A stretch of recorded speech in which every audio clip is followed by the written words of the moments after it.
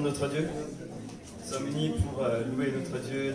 Nous sommes unis dans sa maison pour lui apporter la louange de nos cœurs, notre reconnaissance. Et nous allons nous réjouir ce matin au travers de quelques chants. Amen. Le feu de Dieu, si vous voulez vous lever, sentez-vous libre de taper dans les mains. Soyez dans la joie aujourd'hui.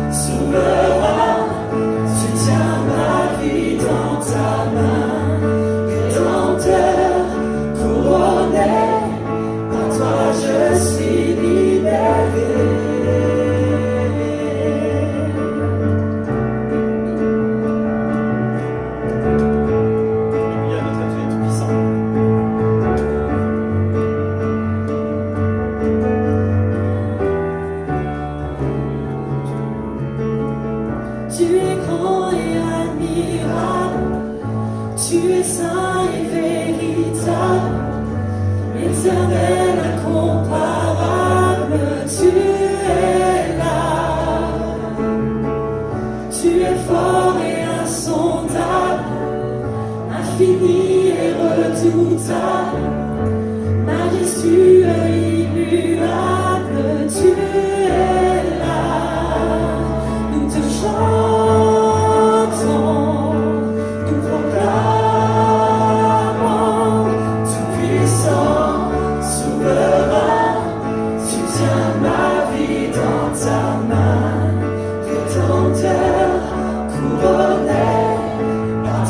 je suis libéré, tout-puissant, souverain, tu tiens ma vie dans ta main, rédempteur, couronné, par toi je suis libéré. Entends nos cris, entends nos cœurs, nous sommes unis pour toi Seigneur. Entends nos cris, entends nos cœurs, nous sommes unis pour toi Seigneur. Entends nos cris, entends nos cœurs, nous sommes unis pour toi Seigneur. Entends nos cris, entends nos cœurs, nous sommes unis pour toi Seigneur. Tout-puissant, souverain, tu tiens ma vie dans ta main, rédempteur, couronné, par toi je suis libéré. Tout-puissant, souverain, tu tiens ma vie dans ta main, rédempteur, couronné, par toi je suis libéré.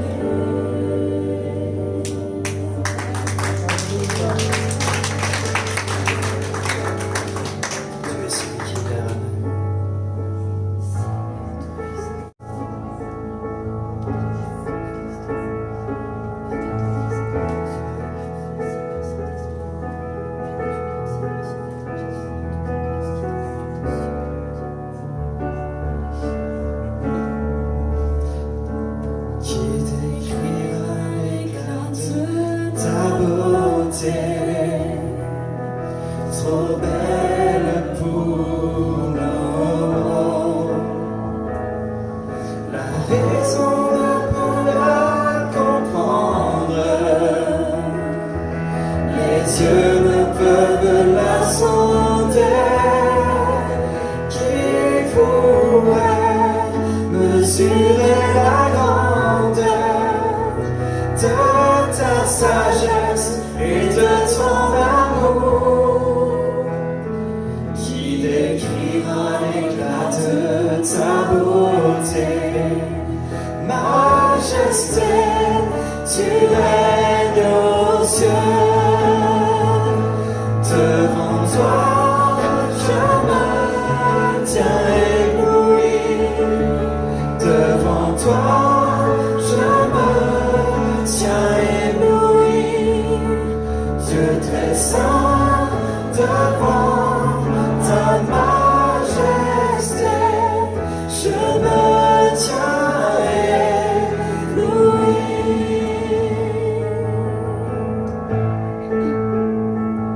Qui décrira l'éclat de ta beauté, trop belle pour nous? La raison ne peut la comprendre, les yeux ne peuvent la sonder. Qui pourrait mesurer la grandeur de ta sagesse et de ton amour?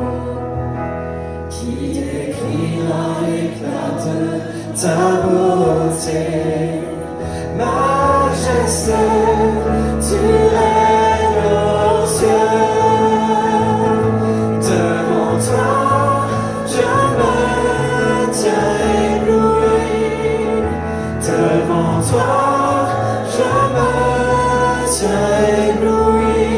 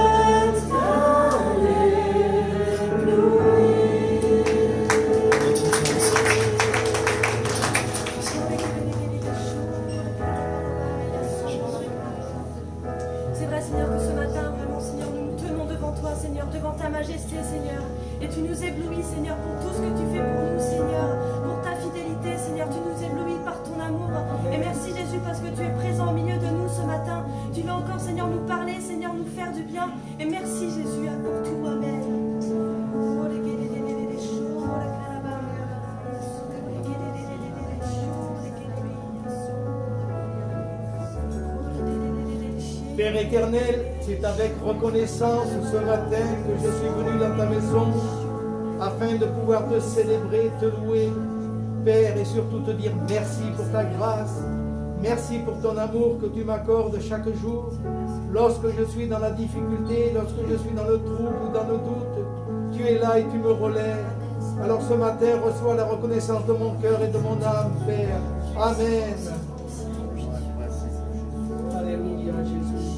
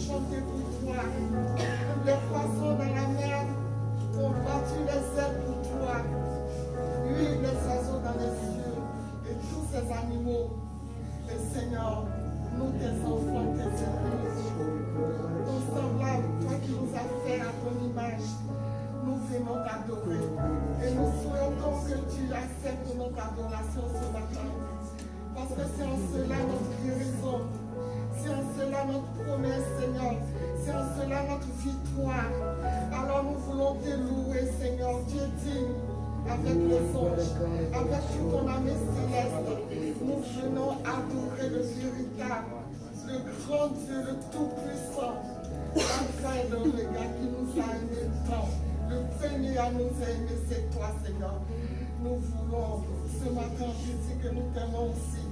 Que nous nous attendons à toi. Viens, manifeste-toi au milieu de nous. Viens changer nos données. Viens changer nos cœurs, Seigneur. Tu es capable de tout. Adonai, tu es très grand. Et tu es assis sur ton trône. Et tu brilles. Permets que ta lumière nous éclaire ce matin encore de nouveau.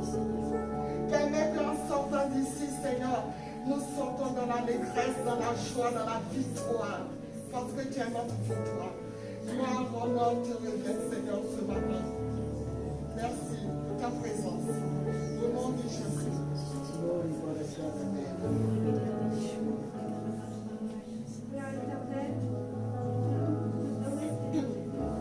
Merci pour tout ce que tu fais passer dans ma vie, Seigneur. Merci pour tout ce que tu as chaque jour, je me partage auprès de moi, Seigneur.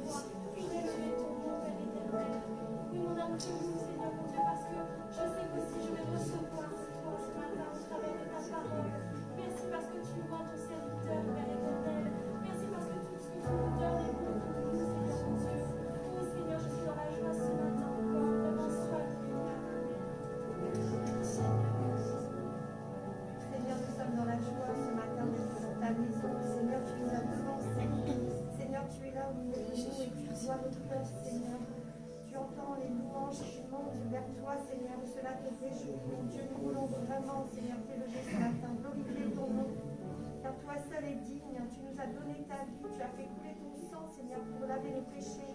Seigneur, tu es digne, de recevoir la louange de nos cœurs. Alors ce matin, Amen. sois élevé dans le beau nom de Jésus. Alléluia. Seigneur, c'est grâce que nous recevons, c'est par ta grâce. Toute situation que nous vivons, c'est par ta grâce. Tout projet que nous te remettons, c'est par ta grâce, Seigneur. Tout ce que nous recevons de toi, c'est par grâce, pardon, Seigneur. Amour, paix, sagesse, bonté, Seigneur, libéré, liberté, Seigneur. C'est ce que nous reçois tout, Seigneur. Tout par ta grâce. Et merci, merci pour tout ce que nous recevons. Venant de toi, venant de toi, merci, merci, la louange, l'adoration. Tout ce que nous recevons, tout ce qu'ils ont préparé, tout ce que nos frères et sœurs ont préparé pour tes lèvres, Seigneur. Tout ce que ton serviteur a préparé, tout ce que vraiment la parole va être annoncée. Oh Seigneur, tout est grâce et merci pour ce que nous allons recevoir et nous recevons. Même là, et nous recevrons encore. Oh, merci de remplir notre âme. Merci de remplir notre cœur. Merci par ta présence de ton Saint-Esprit. Oh, nous Père éternel, merci de ce qu'il soit allumé le feu, Seigneur. Dans la joie, Seigneur, que nous sommes représentés comme image. Seigneur, il y a le feu qui est là, qui est allumé, Seigneur. S'il y en a qui ont des braises, Seigneur, tu les rallumes par le vent que tu souffles, Seigneur, de ton esprit pour que le feu se rallume là, Seigneur. L'énergie pour toi, la vie pour toi, l'esprit pour toi, Jésus. Alléluia.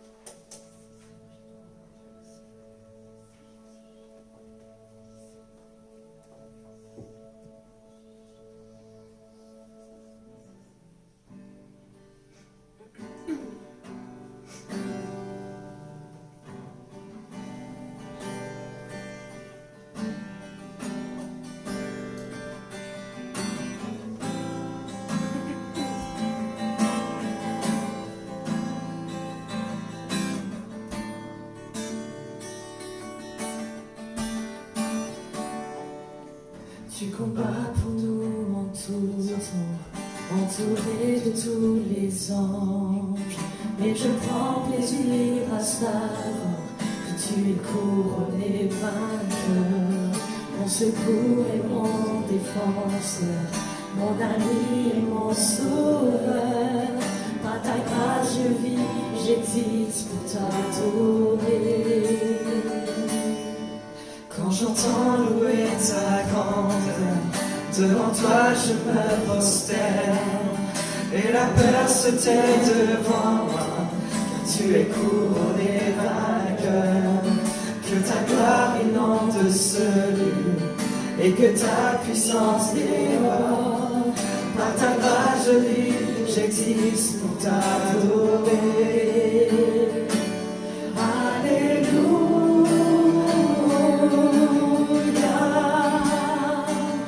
Tu as triomphé, tu as triomphé, alléluia.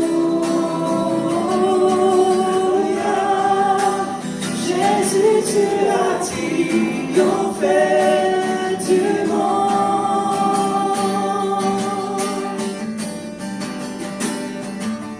Sans relâche tu intercèdes, les perdus sont retrouvés. Tu ne seras jamais vaincu, car tu es couronné vainqueur. Oh Jésus, tu es le Messie, l'espérance du monde entier. Par ta grâce je vis, j'existe pour t'adorer. Alléluia.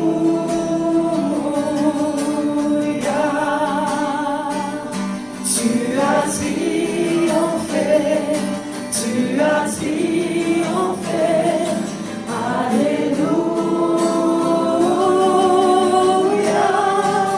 Jésus, tu as triomphé du monde.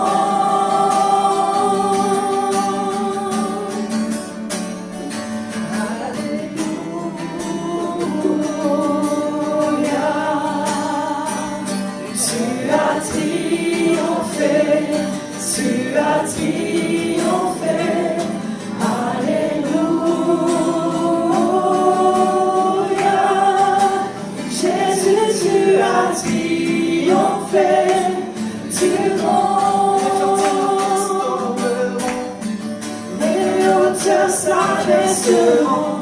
Tu es couronné vainqueur, tu es vainqueur, tu es vainqueur. Les forteresses tomberont et les hauteurs s'abaisseront. Tu es couronné vainqueur, tu es vainqueur, tu es vainqueur. Les forteresses tomberont et les hauteurs s'abaisseront. Tu es couronné vainqueur, tu es vainqueur, tu es vainqueur.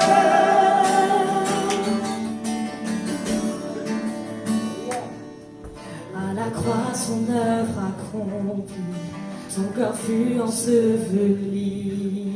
La mort n'a pu te retenir, car tu es couronné vainqueur.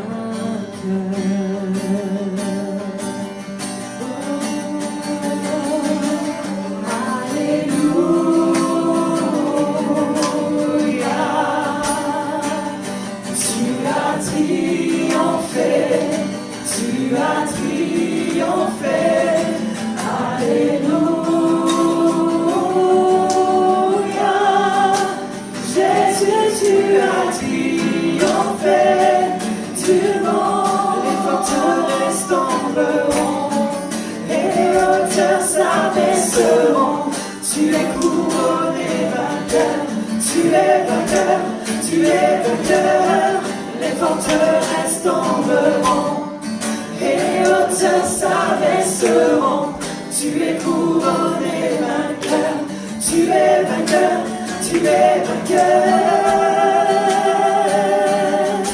Tu es vainqueur, tu es vainqueur. Tu es vainqueur, tu es vainqueur.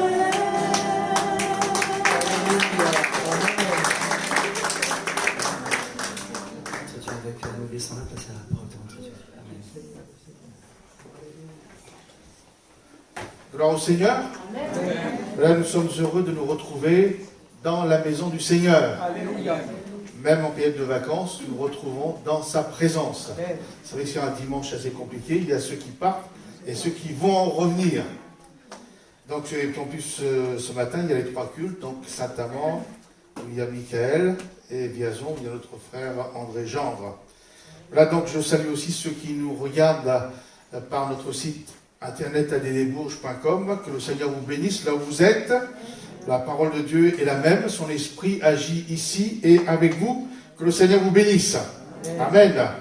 Voilà, nous ouvrons la parole de Dieu, donc dans le deuxième livre des Rois, au chapitre 6, au verset 24.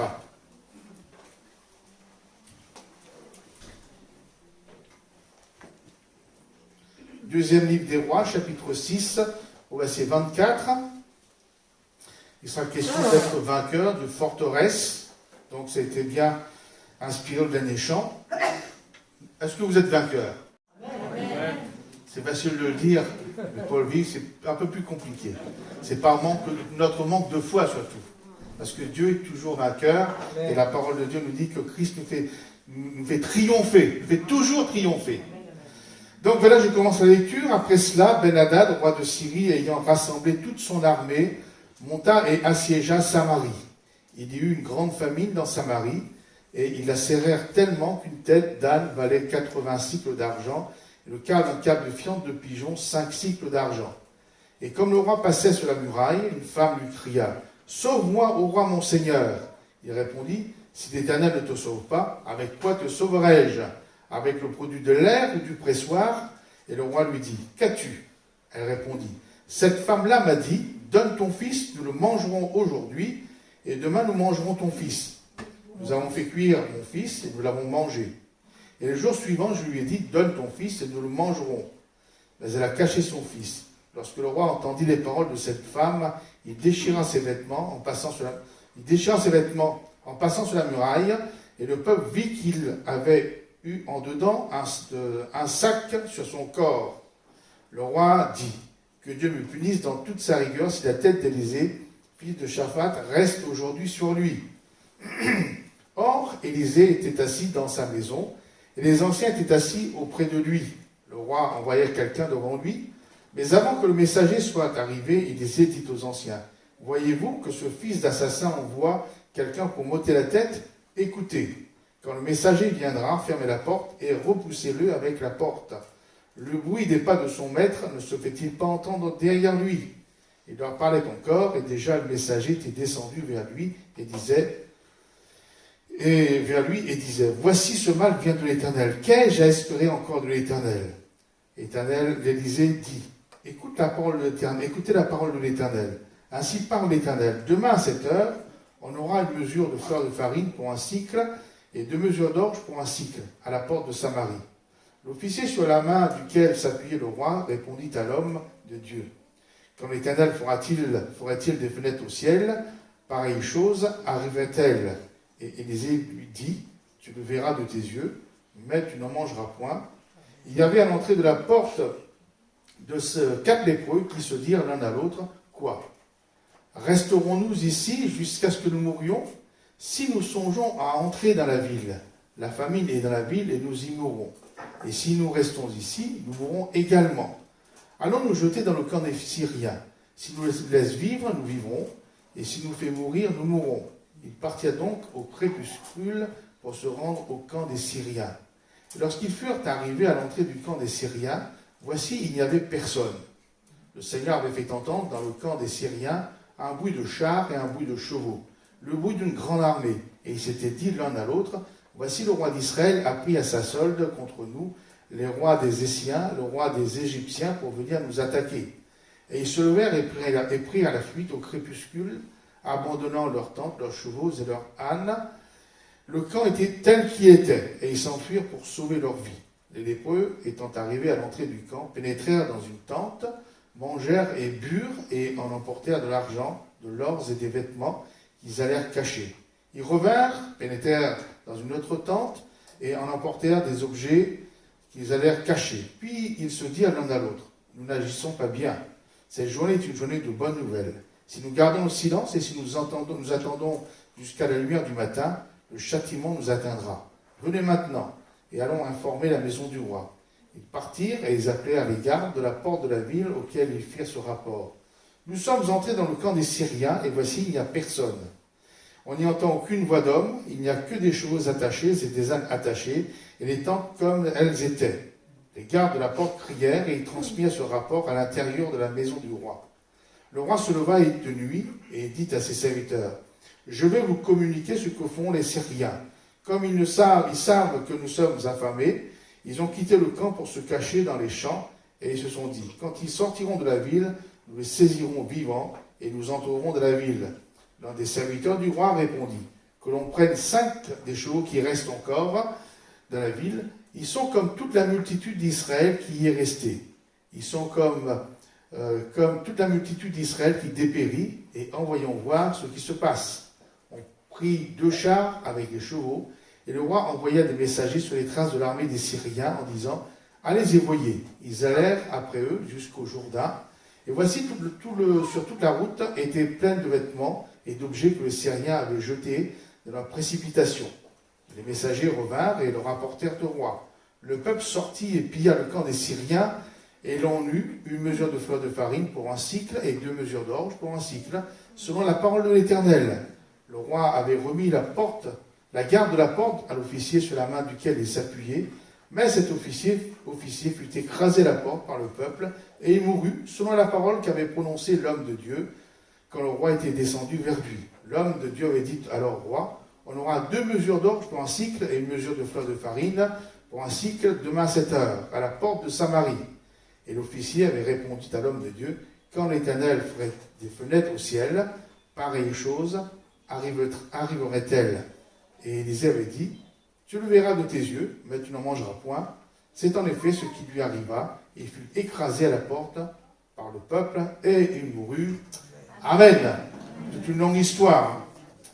Donc nous sommes au temps du roi Joram. La ville de Samarie en Israël est assiégée par le roi de Syrie et son armée.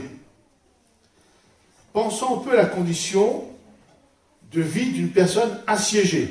Puisque là, la ville est assiégée, mais en réalité, il y a des habitants, il y a des personnes dedans. Donc la vie d'une personne assiégée, c'est quoi? C'est la faim. Au début, ça va, mais à la fin, Après, c'est la faim. C'est la soif. C'est la précarité. C'est l'insécurité parce qu'on ne sait pas quand est-ce que les Syriens vont rentrer dans la ville. C'est l'angoisse. C'est le désespoir. C'est la perte de liberté. C'est être poussé dans ces derniers retranchements au point de se nourrir des choses impures aux yeux de Dieu et en payant le prix le plus fort. C'est-à-dire, l'âne était un animal impur selon la loi de Moïse, hein, donc interdit à la consommation, dans Deutéronome 14, verset 3, donc vous verrez chez vous. Et en plus, quand il fallait payer le prix fort, ce qui était impur pour manger, une tête d'âne valait environ, donc j'ai fait le calcul, 800 €. C'est plus cher que le caviar bientôt. Et la fiente de pigeon, donc attendez, c'est pas la fiente de pigeon, hein, j'espère qu'ils n'étaient pas arrivés à manger ça, c'est une espèce de graine. Et les 33 centilitres, hein, on parle de volume, valaient environ 24 €. Une canette de coca, là, on me remplissait de graines ou que ce soit de riz, ça coûtait 24 €.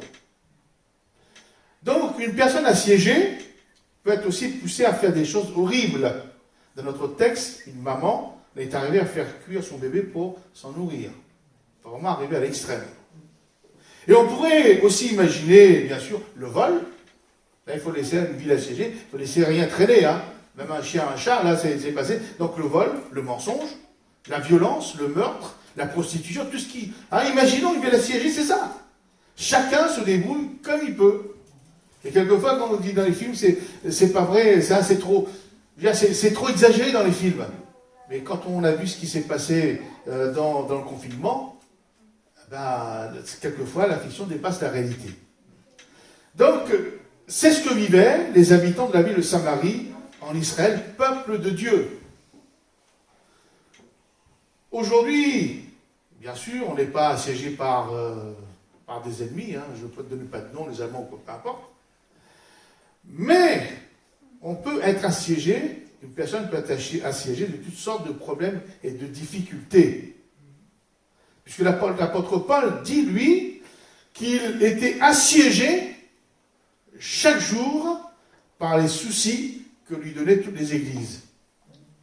Donc on peut être assiégé d'une manière ou d'une autre.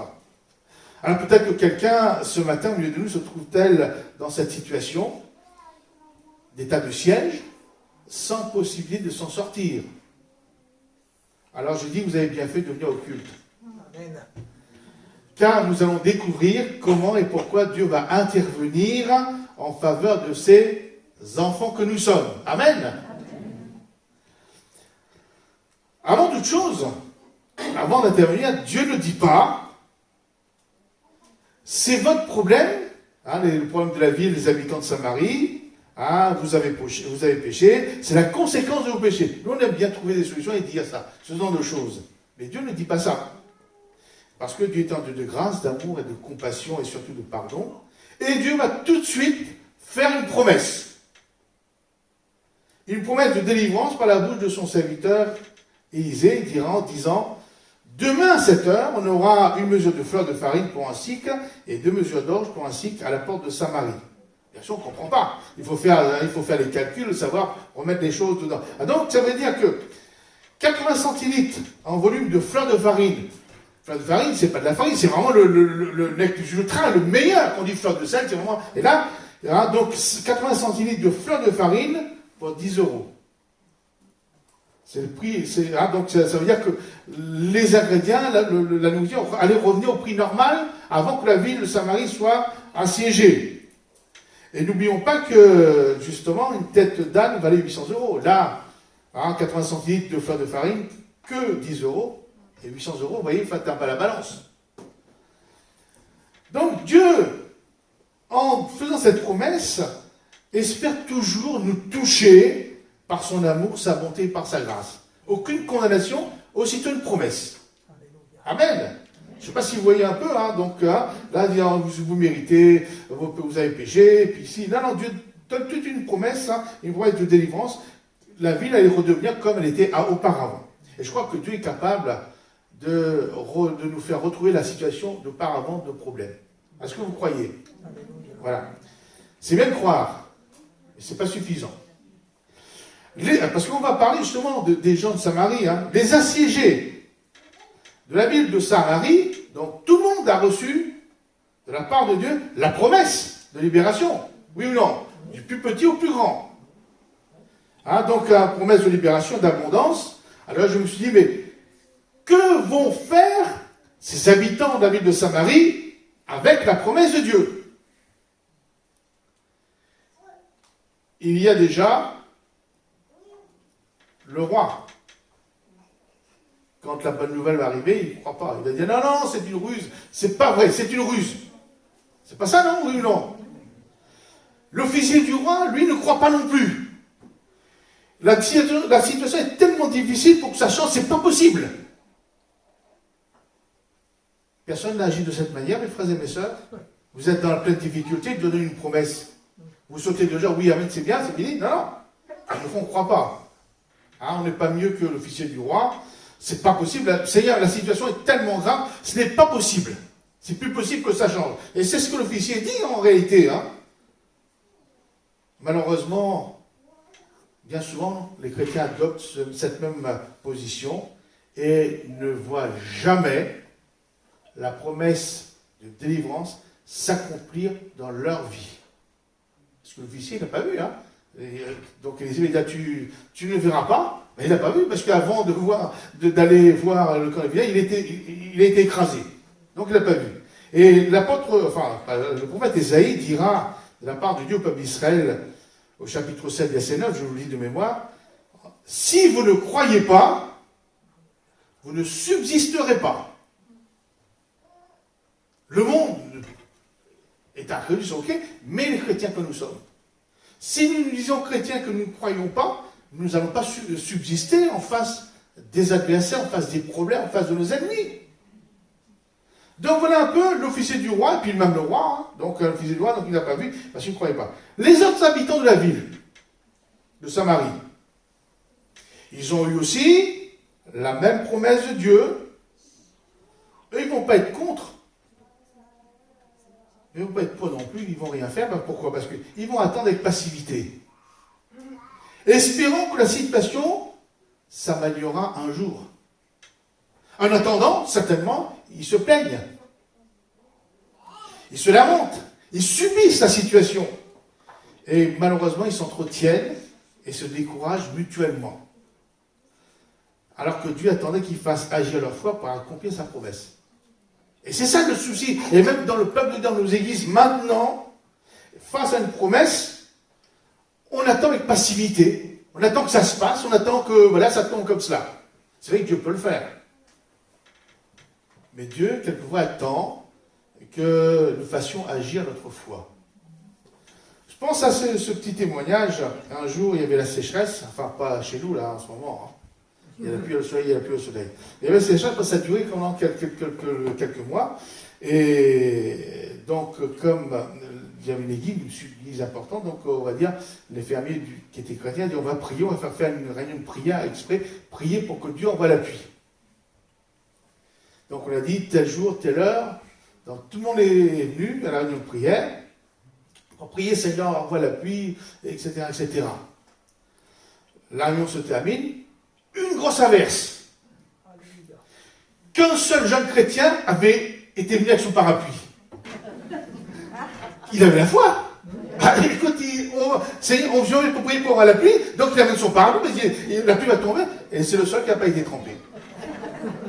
Alors, voyez-vous, c'est risible, mais ça dénote un peu notre incrédulité, notre manque de foi, hein, même si nous sommes chrétiens. Amen. Donc, vous voyez, les autres habitants, ils ont attendu, ils attendaient que ça se passe. Et puis, dans les habitants de Samarie, au verset 4, il dit qu'il y avait à l'entrée de la porte de la ville 4 lépreux. Ces 4 habitants, on ne sait pas s'ils avaient été mis au courant de la promesse de Dieu concernant la délivrance de la ville. Une chose est certaine, c'est qu'ils étaient résolus à faire bouger les choses par la foi. Qui aurait misé sur la foi de ces 4 lépreux? Qui aurait misé sur le fait que ces lépreux deviennent des instruments de Dieu pour la délivrance des habitants de Samarie assiégés? Personne. Pourquoi? Parce que ces 4 hommes habitants de la ville assiégée de Samarie avaient des excuses, mais des excuses valables pour ne rien faire et attendre comme les autres. Parce que quelquefois on dit, Seigneur, je ne peux pas parce que si... Eux, ils avaient des excuses pour ne rien faire. Ils étaient lépreux. Déjà, une chose, c'est qu'ils étaient lépreux. Et la lèpre dans la Bible, c'est le symbole du péché. Et donc, pour dire c'est le symbole du péché, lorsque la lèpre éclate sur quelqu'un, il n'était pas question de guérison, mais de purification. Il m'a dit, ça guérit, mais la lèpre, c'était une purification, c'était sentir être pardonné, purifié. De même, la gestion du problème de la lèpre relevait exclusivement de la compétence, non pas d'un docteur ou d'un spécialiste, mais du sacrificateur. Donc, c'est bien l'image du péché. Et bien sûr, dans la Bible, lépreux, c'est l'image du pécheur. Si Dieu est le péché, mais il aime et il fait grâce aux pécheurs. Et Dieu fait une différence entre celui qui pratique le péché volontairement et celui qui fait tout pour s'en éloigner, même s'il n'y arrive pas toujours. Ces 4 lépreux ont été atteints de la lèpre, sans le vouloir. En général, on ne va pas attraper la maladie, on dit non. Si. J'avais un collègue qui était chimiste comme moi à l'époque, il m'expliquait qu'il était petit, il n'aimait pas aller à l'école. Alors pour se faire, en plein hiver, il ouvrait la fenêtre, il se mettait tout nu. Enfin, pas tout nu, il restait que le cible, mais pour qu'il attrape trop pour pas aller à l'école. Il voulait être malade exprès. En général, on ne tombe pas malade exprès. Donc ces lépreux, ils ont été atteints de la lèpre sans le vouloir. C'était involontaire de leur part. De même, si on prend cela comme l'image du péché, ils n'ont pas péché volontairement. Voilà, vous avez compris. Et Dieu sait que le chrétien ne sera jamais parfait. Que celui qui est parfait lève la main. Quoique, une fois, j'ai une anecdote, une soeur qui était chrétienne, elle venait toute la vie, et puis son mari ne voulait pas. Un jour, son mari dit, je vais aller à la Réunion. Elle dit, elle s'est méfiée, enfin, c'est comme ça. Si c'est vraiment de tout son cœur, gloire à Dieu. Et puis, donc, le mari assiste à la Réunion, puis le pasteur est prêt, je lui dis, voilà, celui qui n'a jamais péché, lève sa main. Le gars, pour défier, il lève sa main. Mais sa femme qui était derrière, elle dit, mais Franck, tu n'as jamais péché? Et puis la bouteille d'alcool que tu as cachée, que tu bois en cachette. Ouais, donc Dieu sait que, voilà, donc les chrétiens que nous ne sommes pas parfaits. Mais il nous a donné le moyen pour être délivrés du lien du péché. Et l'apôtre Paul aussi, pour gérer ce problème, il dit Romains 7, 23.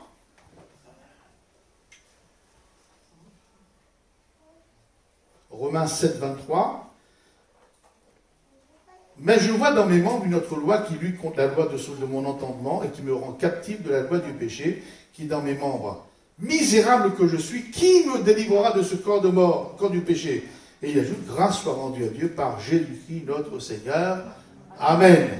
Donc Jésus nous délivre du péché et Dieu nous a donné un moyen pour être purifiés de nos péchés. 1 Jean 1, 7. 1 Jean 1, 7.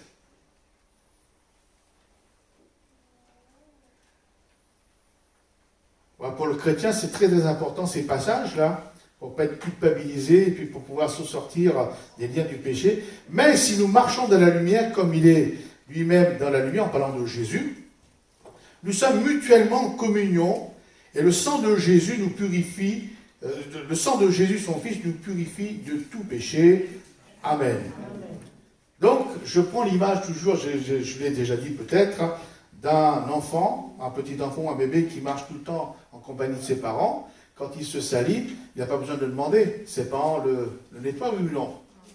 Un bébé, quand il a fait dans sa couche, bien sûr, il va pleurer parce que ça le gêne, mais c'est automatique. Donc, le chrétien, lorsqu'il est en communion, il marche tout le temps en communion, dans l'intimité de Jésus, systématiquement, nous sommes purifiés par le sang de Jésus. Amen. Et bien sûr, l'apôtre Jean continue en disant, si nous confessons nos péchés, quelquefois on ne sait pas, on ne voit pas, donc Jésus nous pardonne. Et si nous rendons compte que nous avons péché, si nous confessons nos péchés, il est fidèle et juste pour nous les pardonner et nous purifier de toute iniquité. Amen. Et donc, vous voyez, donc un peu et c'est vrai que nous ne serons parfaits que dans le ciel. Nous faisons attention pour ne pas pécher, on va, etc. Mais malheureusement, ça arrive, et le sang de Jésus, parce que nous sommes dans sa communion, dans sa lumière, à ce moment-là, nous sommes purifiés. Donc, lorsque le chrétien adopte ce principe, ce processus, il a le pardon, l'effacement de ses péchés automatiquement. Et lorsque le chrétien adopte aussi ce principe, Dieu peut l'utiliser comme ces 4 lépreux. Amen. Dieu peut t'utiliser, mon frère, ma soeur, parce que tu marches en communion avec le sang de Jésus. Amen. Et donc, l'apôtre Jacques nous dit qu'Élie était un homme de la même nature que nous. C'est-à-dire qu'avec les mêmes imperfections, les mêmes limitations, les mêmes faiblesses, et cependant, il pria avec instance pour qu'il ne plût point. Il ne tomba point de pluie sur la terre pendant 3 ans et 6 mois, et puis après, il a prié pour que la pluie tombe. Donc, vous voyez, donc, Dieu nous fait grâce lorsque nous marchons en communion avec lui. Amen. C'est lépreux. Donc l'excuse, c'est lépreux, il dit Seigneur, mais je ne peux pas, nous on est des lépreux, on est des pécheurs, on est imparfaits, on ne peut pas. Et donc, vous voyez, avec Dieu, on peut. Ces lépreux faisaient partie du dernier des derniers. Les plus faibles, les plus vils, ceux qu'on ne penserait même pas utiliser pour quoi que ce soit, parce qu'ils étaient impurs. Et d'ailleurs, la société, à l'époque, reléguée à la campagne et dans les lieux inhabités, les lépreux, selon la loi de Moïse. Mais, mes frères et mes sœurs, ce passage nous montre que Dieu veut et peut utiliser tous les hommes, toutes les femmes, tous les jeunes, tous les moins jeunes, pour faire éclater sa gloire, même lorsque la société, le monde, les hommes nous rejettent. Parce qu'il faut oublier, les lépreux, ils ont été rejetés, exclus de la vie, ils étaient à la porte de la vie, mais en dehors. Et Dieu va les utiliser, eux, pour vous dire que Dieu ne fait pas d'acception de personne. Et d'ailleurs, l'apôtre Paul dira, considérez parmi vous, donc ça va être aujourd'hui avec nous, frères, que vous avez appelés, il n'y a ni beaucoup de sages, ni selon la chair, ni beaucoup de puissants, ni beaucoup de nobles, mais Dieu a choisi les choses folles du monde pour confondre les sages. Dieu a choisi les choses faibles du monde pour confondre les fortes. Amen. Et c'est pour cela, je disais vendredi, c'est pour cela que Dieu peut se manifester quand nous nous sentons faibles et sans capacité. C'est là que Dieu peut se glorifier. Mais si nous disons que nous pouvons, Dieu nous laisse faire. Si nous croyons fort, Dieu nous laisse faire. Mais en revanche, et c'est pour ça que l'apôtre Paul dit, je me plais dans les faiblesses, c'est alors que je suis fort. Parce qu'il est faible, donc Dieu le remplit de sa force. Ces lépreux, tous lépreux qu'ils étaient, désirent vivre, désirent se battre, et ils vont prendre le risque de la foi. Ils vont dire, mourir pour mourir, courons le risque. Ils n'avaient rien, c'est vrai que ces lépreux n'avaient plus rien à perdre. Et je pense que, je crois que la vie spirituelle, véritable, c'est de savoir prendre des risques en Dieu et pour Dieu. Vous ne croyez pas? Si, lorsque Dieu a appelé Abraham à quitter son pays, sa famille, etc. Nous on pense que c'est Abraham, non. La Mésopotamie à l'époque, c'était une des villes les plus évoluées. Il y avait les jardins à Babylone, les jardins suspendus, etc. C'était une technique, c'était les plus riches. Donc Abraham quitte ces grandes choses pour vivre, pour aller dans un pays où il n'y avait rien. Je ne dirais pas d'un pays qui était arriéré presque. Donc Abraham a dû prendre des risques, laisser sa famille, etc., pour aller dans un pays qu'il ne connaît pas. C'est prendre des risques. Et vous savez, le risque aussi que les disciples ont pris, lorsque Jésus va dire aux disciples, suis-moi. Jésus n'avait pas de logement. Jésus n'avait pas de richesse. Jésus dépendait des autres. Et les disciples vont tout quitter. Il y en avait qui n'étaient pas trop pécheurs. Il y en avait qui avaient du travail. Ils laissent tout cela pour aller suivre Jésus, qui n'avait rien, il fallait suivre. Et encore, Jésus était inconnu à l'époque, quand il a commencé son ministère. Et vous ne pensez pas que c'était une belle prise de risque, ça? Et donc, vous voyez, ces lépreux ont pris des risques, de la foi, on peut dire, et Dieu va utiliser les faibles moyens ou les petites actions des 4 lépreux pour les amplifier. Au verset 5, je relis le passage, il veut dire que ces lépreux partirent donc au crépuscule pour se rendre au camp des Syriens. Lorsqu'ils furent arrivés à l'entrée du camp des Syriens, voici, il n'y avait personne. Le Seigneur avait fait entendre dans le camp des Syriens un bruit de chars et un bruit de chevaux, le bruit d'une grande armée, et ils s'étaient dit l'un à l'autre, voici le roi d'Israël a pris à sa solde contre nous les rois des Essiens, le roi des Égyptiens, pour venir nous attaquer. Amen. Pendant que ces 4 lépreux étaient en route vers le camp des Syriens, tenaillés par la faim, parce que je penserais qu'ils avaient 800 € pour acheter une tête d'âne. Je ne sais pas si c'est bon d'ailleurs. De toute façon, moi, comme enfant, ça ne mange pas. Hein. Si, il y a des saucissons d'âne, je crois, non? Pas ça? J'ai déjà. Oui. Enfin bon, donc, ils étaient tenaillés par la faim, avec un état physique très diminué. Lorsqu'on est lépreux, on perd ses bouts de membres, etc. Donc, diminués par leur maladie, par leurs infirmités, par leur douleur, par la peur. Et donc, imaginez, ils avancent tout doucement avec peur. Vous savez, quand on a peur, là, on marche tout doucement. Quand on a une bonne nouvelle, on est fort, on court. Je me souviens, quand j'étais plus jeune, j'avais un bon carnet de notes. Là, je ne prenais même pas 5 minutes pour arriver à la maison pour montrer mes rangs. Mais lorsque j'avais des mauvaises notes, c'était long la route. Hein. On marchait presque à reculons et encore. Et donc, vous voyez, ces 4 lépreux, j'imagine, là, donc ils ont peur, ils savent qu'il y a l'armée ennemie, c'est rien qui est là, et eux, ils sont complètement...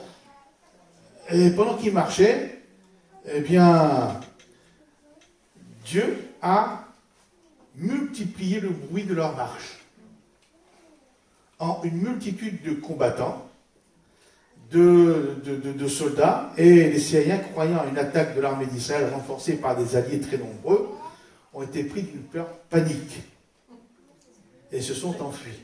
Voilà ce que Dieu peut faire, mes frères et sœurs, avec nos petits moyens. Alors ce matin, nous avons le choix, soit être incrédule comme l'officier du roi, et puis il ne verra jamais, comme les habitants, être passifs, on attend. Moi j'ai vu des gens, des jeunes qui avaient été appelés au ministère, de mon âge, en même temps, et ils ne sont jamais rentrés dans le ministère. Pourtant l'appel est authentique. Parce qu'ils les attendus sans rien faire. Il faut se préparer. Je me souviens, lorsque je savais que je devais servir le Seigneur, je ne connaissais rien à la musique. Eh bien, j'ai profité d'un temps de congé où j'avais rien à faire, pour apprendre le solfège tout seul. Apprendre à jouer de la flûte, c'était le plus facile. Et après, à jouer du piano. Je connaissais mes accords par cœur. Maintenant, ça fait 15 ans que je ne joue plus du piano. Mais parce que je me suis dit, si je me retrouve dans une église où il n'y a pas de musicien, comment je fais? Je me suis préparé. Donc, parce que Dieu connaît tout ça, j'ai commencé par témoigner, par distribuer les prospectus, pour être affermi dans la foi, pour vraiment me... Mais si on fait jamais, on attend, on ne se prépare pas. Et donc, moi, je dis, il y a des gens qui n'ont jamais servi alors qu'ils avaient... malheureusement. Donc, on a cette possibilité-là, ou alors, comme les 4 lépreux, faire... place nette de nos excuses, et c'est vrai que j'aurais compris que les 4 lépreux disent Seigneur, nous on ne peut pas. Et voyez-vous, malgré ça, le Seigneur a utilisé, parce qu'ils ont pris les risques, et avec les petites choses, marcher, c'est à la portée de tout le monde, oui ou non? 4 lépreux, même en tremblant, quand j'ai commencé à prêcher, je tremblais. Mais Dieu a donné la force, Dieu a rempli de Saint-Esprit après, mais il faut faire le premier pas. Donc, avec les petites choses, donc Dieu a transformé, Dieu a fait éclater sa gloire. Et comme ça, les peuples ne pouvaient pas dire, nous avons gagné. Non, c'est Dieu qui a gagné.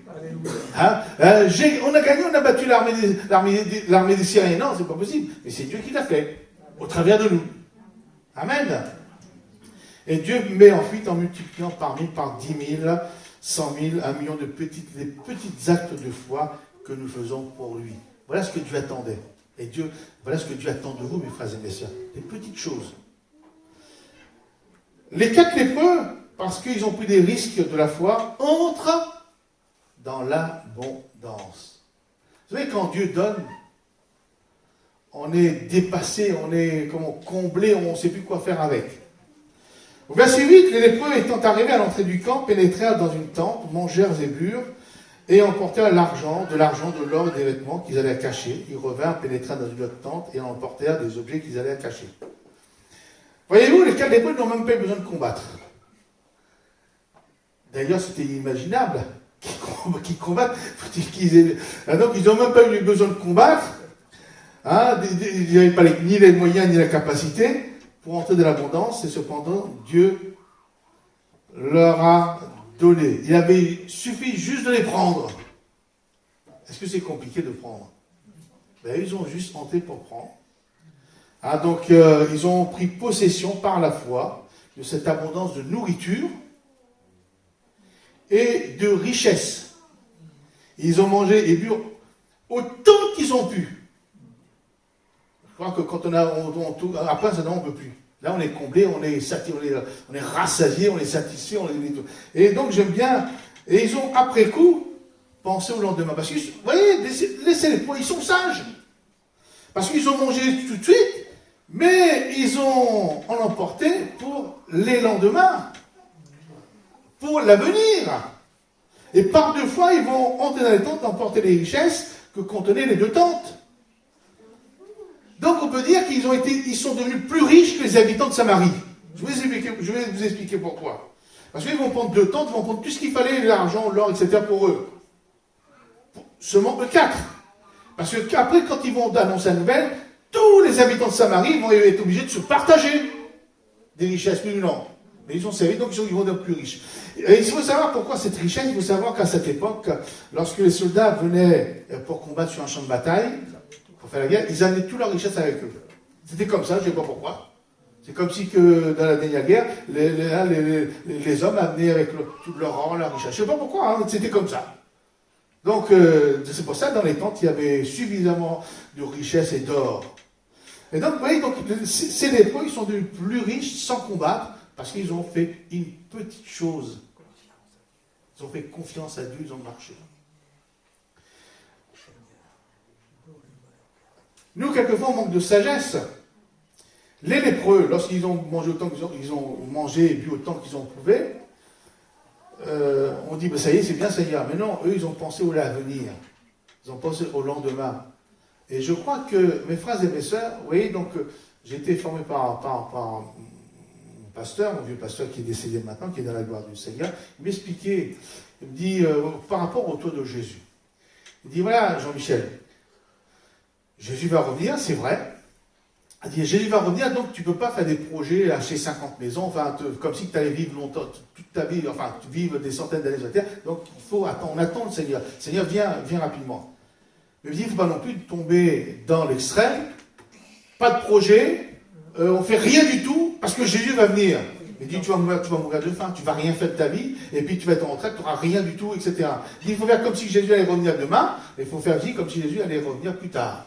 Donc, il fait d'équilibrer. Et les lépreux, bah, ils ont mangé tout de suite, puis ils ont pensé, s'ils allaient mourir de lèpre, enfin, peu importe, après, 3 semaines après, peu importe, c'est perdu, mais je veux dire, ils ont pensé, ils ont été animés d'une sagesse. Alléluia. Ah, donc ça, c'est pour eux, ça. Et donc, je dis qu'ils sont devenus plus riches que les habitants de Samarie, parce que les habitants de Samarie ont dû se partager tout le reste. Et ils ont pris déjà les meilleurs pour eux. Les 4 lépreux deviennent aussi, après être entrés dans l'abondance, deviennent à leur tour, deviennent une source de bénédiction pour ceux qui sont assiégés. Parce qu'ils auraient pu fermer la bouche, vivre dans le camp pendant des années, non, parce qu'à un certain moment, ils vont dire, mais je veux dire, ils ont été une source de bénédiction pour ceux qui sont assiégés. Parce que s'ils n'avaient pas pris le risque de la foi pour aller voir le camp des Syriens, on aurait pu attendre encore longtemps. Puisqu'ils vont dire, au verset 9, puis ils se disent l'un à l'autre, nous n'agissons pas bien, cette journée est une journée de bonnes nouvelles, et si nous gardons le silence, et si nous attendons jusqu'à la lumière du matin, le châtiment nous atteindra. Venez maintenant et allons informer la maison du roi. Amen. Cependant, ces 4 lépreux, à mon avis, avaient mille et une raisons de garder pour eux cette bonne nouvelle-là, de la grâce, des richesses de Dieu. Pourquoi? Parce qu'ils avaient été exclus. Ils étaient exclus. Parce que là, ils étaient considérés comme des riens.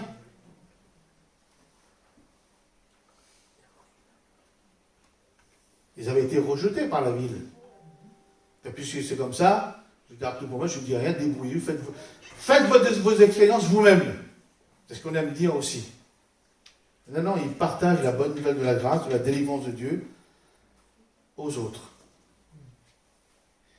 Et d'ailleurs, ne pas le faire, d'ailleurs ils le disent, hein, d'une certaine manière, et peut-être non-assistance aux personnes en danger. Il y a de quoi manger, il y en a trop, ça va pourrir ces personnes, et il y en a qui meurent de faim.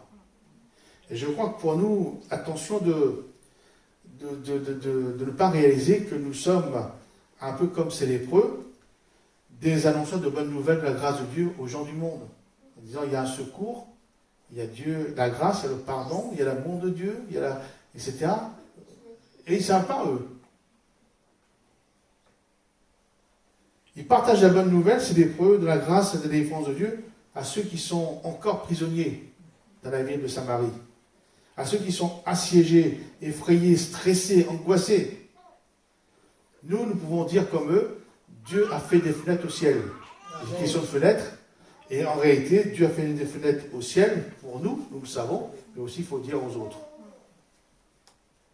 Je termine, oui, nous sommes des lépreux, par nos imperfections, par nos faiblesses, et même nous sommes peut-être assiégés, mais par la foi, nous pouvons non seulement sortir de cet état de ciel, mais aussi devenir des serviteurs, des servantes, héros.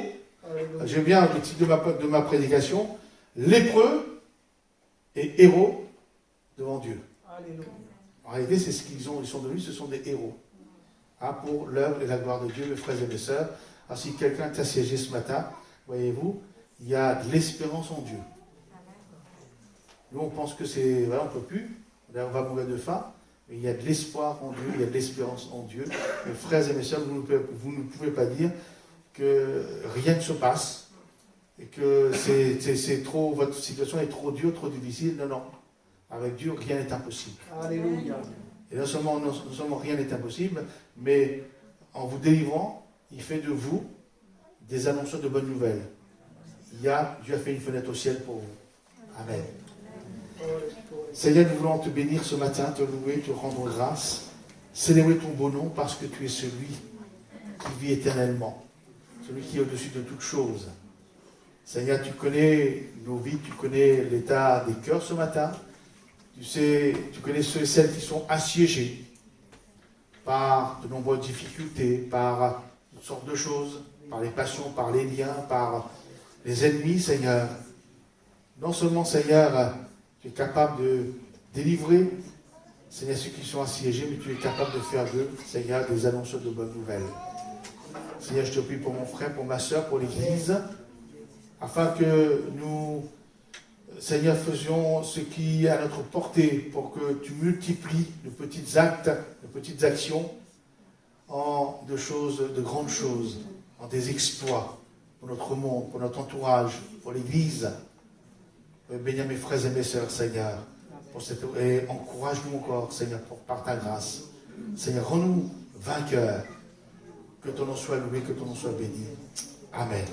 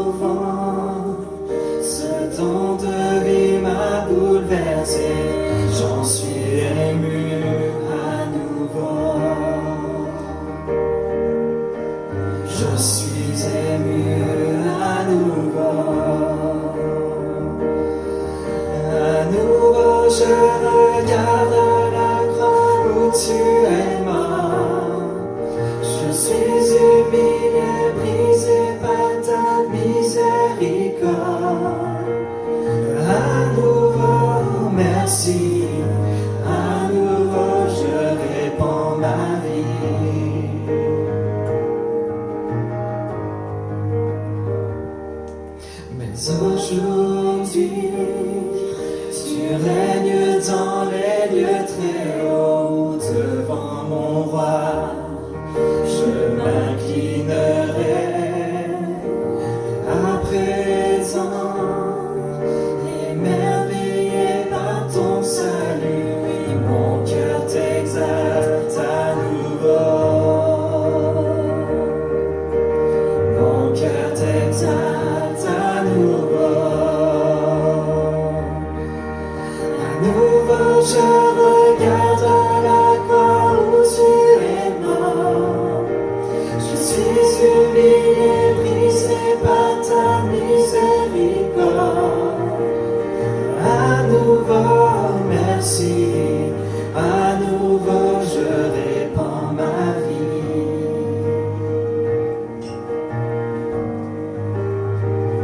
Merci. Merci pour la croix. Merci pour la croix. Merci pour la croix, Jésus. Merci pour la croix. Merci pour la croix. Merci pour la croix, Jésus.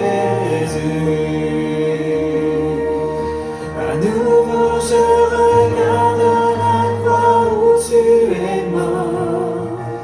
Je suis humilié, brisé par ta miséricorde. À nouveau, merci. À nouveau, je répands ma vie. À nouveau, je regarde la croix où tu es mort. Je suis humilié, brisé par ta miséricorde. Et à nouveau, merci. À nouveau, je répands ma vie.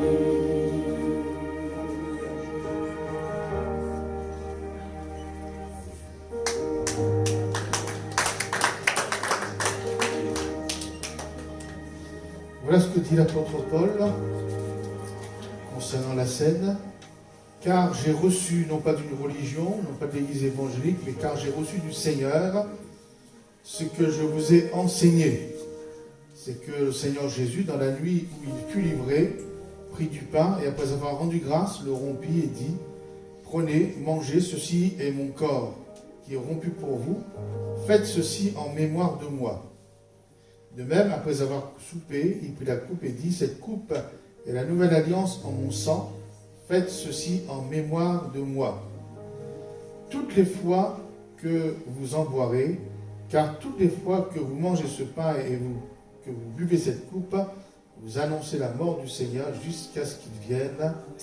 Amen. Donc ce matin, nous allons prendre le pain et le vin en mémoire de Jésus.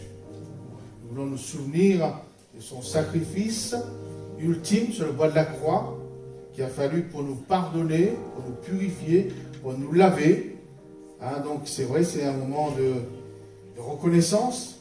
Et il ajoute, à chaque fois que vous faites cela, vous annoncez la mort du Seigneur, bien sûr, non, il était mort, jusqu'à ce qu'il vienne, c'est-à-dire, s'il vient, c'est qu'il est ressuscité, c'est qu'il est vivant. Donc d'un côté, nous célébrons la mort du Seigneur pour nos péchés, mais de l'autre côté, nous célébrons sa gloire, sa résurrection, et nous célébrons son retour jusqu'à ce qu'il vienne, et c'est là notre espérance, c'est qu'il revienne à nous chercher. Amen. Voilà, notre frère Philippot demande au Seigneur de bénir les éléments de la scène. Oui, merci Père Céleste pour ton amour incomparable.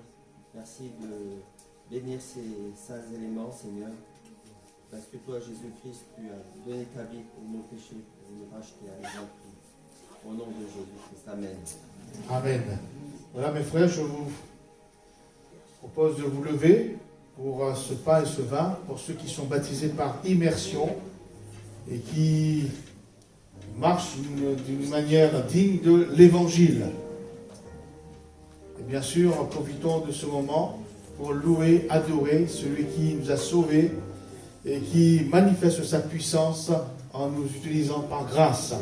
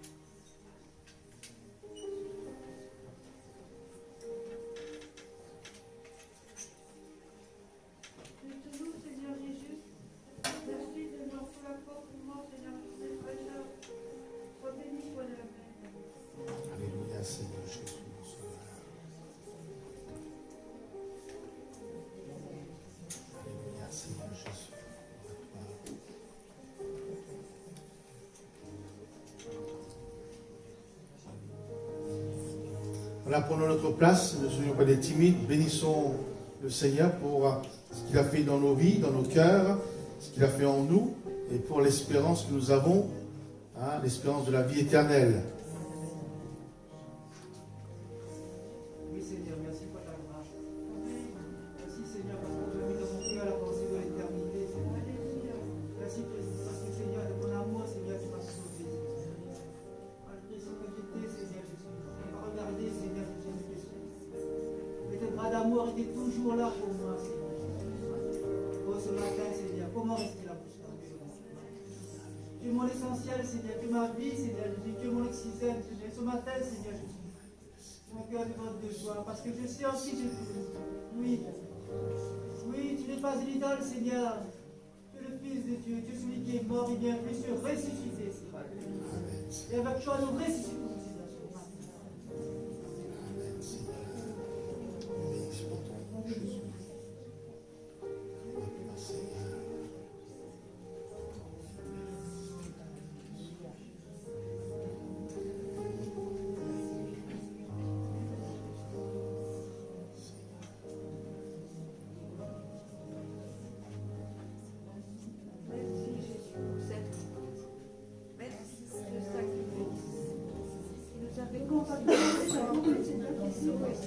Tu as vu, tu es sincère. Tu nous aides, Seigneur Jésus. Merci, Seigneur. Dans les moments où tu es là, Gloire à toi, Seigneur. Louange à ton nom. Béni sois-tu, Seigneur, pour tes œuvres. Béni sois-tu, Seigneur Jésus. Gloire à toi.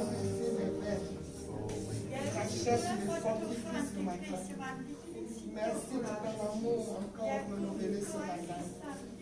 Ce grand sacrifice fait à la croix pour moi et pour mes frères ce matin, qui nous donne encore la victoire sur la maladie et sur toutes sortes d'infinités, Seigneur. Merci, Seigneur, pour cette communion fraternelle que tu as permis ce matin. Merci pour la foi que tu nous donnes à glisser avec la terre. Béni soit-il, Papa. Merci pour ta fidélité. Seigneur, tu t'es jamais éloigné de nous. Tu es toujours près de nous pour nous conduire à vos portes. Merci pour la foi renouvelée encore ce matin. Merci pour le discernement que tu nous accordes encore ce matin. Père, que ton nom soit vraiment loué. Merci de ce que tu es notre papa. Merci de ce que tu es toujours avec nous. Tu veux nous acharner en notre vie. Merci pour ta lumière qui nous éclaire encore en abondance ce matin. Béni soit-il, Père. Gloire à toi, Jésus. Merci. Amen, Seigneur, Dieu notre Père. Gloire à toi, Seigneur Jésus, notre Sauveur. Dieu, mon roi, mon Père. Merci, Père éternel, pour ta sainte présence. Merci, Père éternel, parce que dans nos fragilités, tu te révèles. Mon Dieu, mon roi, merci. Mon âme te loue et t'adore. Amen, Seigneur Jésus, alléluia. Gloire à toi, mon Seigneur. Béni sois-tu. Je te bénis, Seigneur, parce que tu es le Dieu de la vie. Alléluia, Tu es Seigneur celui Jésus. qui nous a sauvés, qui nous a tirés, Seigneur, de notre ignorance, Seigneur, de notre péché, qui nous a amenés, Seigneur, à ta lumière. Merci, Seigneur, d'avoir révélé ton Fils Jésus, de nous avoir permis de comprendre, Seigneur, les énormes pour nous sauver. Merci, Seigneur, de ce salut que tu nous offres, Seigneur, gratuitement. Merci. Parce que sans toi, nous ne pouvons rien faire et nous n'aurions rien pu, Seigneur. Parvenir au salut, merci pour l'offrande du Seigneur Jésus. Merci, Seigneur. Alléluia, Seigneur Jésus. Béni soit ton nom.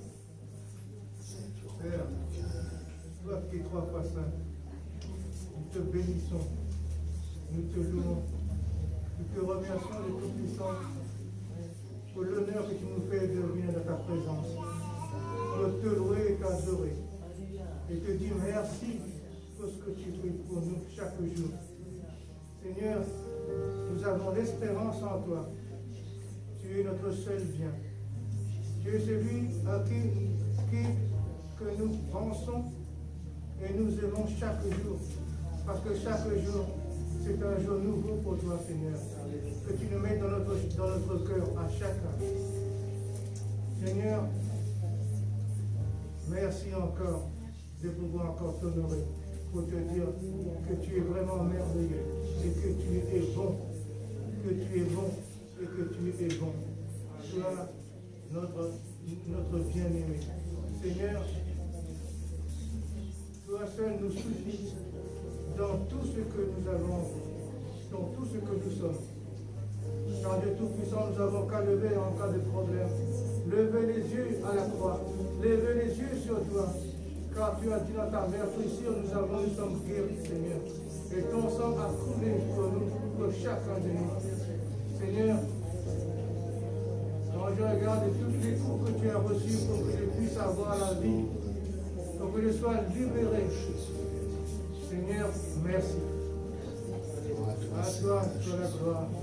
Et sois béni, toi qui es roi passage. Merci dans le nom de Jésus. Merci mon Dieu pour ton amour. Merci Père éternel parce que tu nous rends fort dans la faiblesse, Père. Malgré toutes circonstances, malgré tout ce que nous voyons autour de nous, Père, tu nous rends fort. Tu nous donnes la foi, mon Dieu. Renforce chacun des cœurs dans ce que Père éternel. Mais sous ta force, sous ton amour, Seigneur, en nous, dans nos cœurs, et que nous puissions repartir, Seigneur, vainqueurs, Père éternel. Ta grâce nous suffit, mon Dieu, ta grâce nous suffit. Sois glorifié, honoré et élevé, Seigneur, dans le nom de Jésus. Amen, Seigneur, alléluia. Gloire à toi, Jésus, mon sauveur et mon Dieu.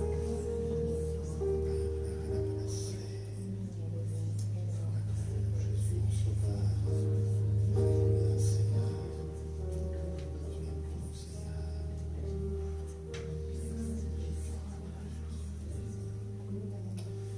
Amen. Voilà, nous chantons un cantique pendant le temps des offrandes. Donc notre frère Jérémie et Jacques qui sont de service. Il porte ce chant. Je laisse prise parce que nous voulons que notre Dieu soit au contrôle de notre vie. Nous voulons tout lui abandonner, lui laisser gérer.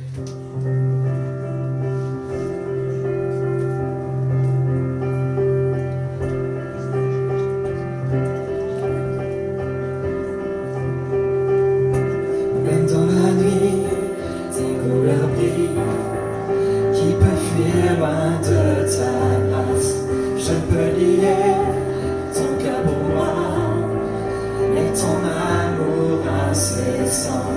J'étais loin et plein d'hésitation, captif de mes propres distractions. Quand ton amour m'a rattrapé, donc je lâche prise et je te suis. Conduis-moi le sens de ma vie, cette oasis qui me tarit. Ta liberté seule me suffit, en toi je vis. Oh là là, quand je lâche prise, je trouve la vie. Oh là là, quand je lâche prise, je trouve la vie.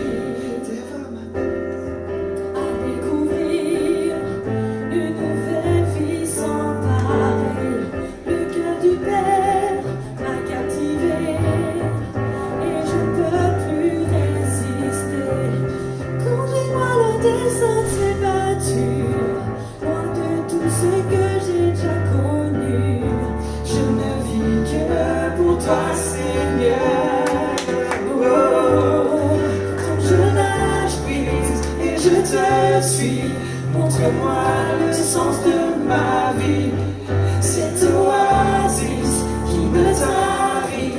Ta liberté seule me suffit, en toi je vis. Oh là là, quand je lâche prise, je trouve la vie. Oh là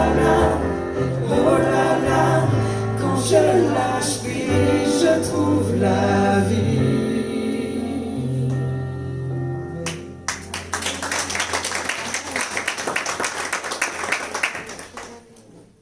Père, pour tout ce que tu fais pour nous, Seigneur.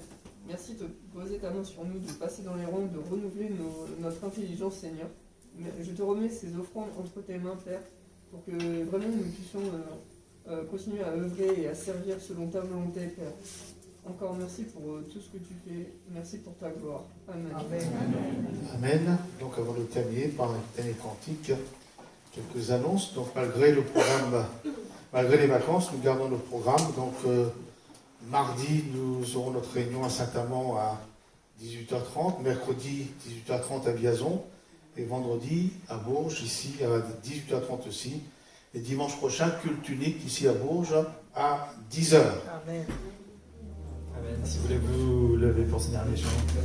On a béni l'Éternel et n'oubliez aucun de ses bienfaits.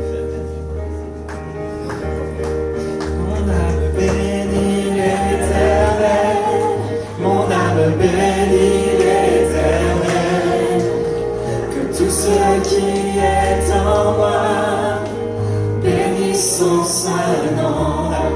Mon âme bénit l'Éternel, mon âme bénit l'Éternel, que tout ce qui est en moi bénisse son saint nom.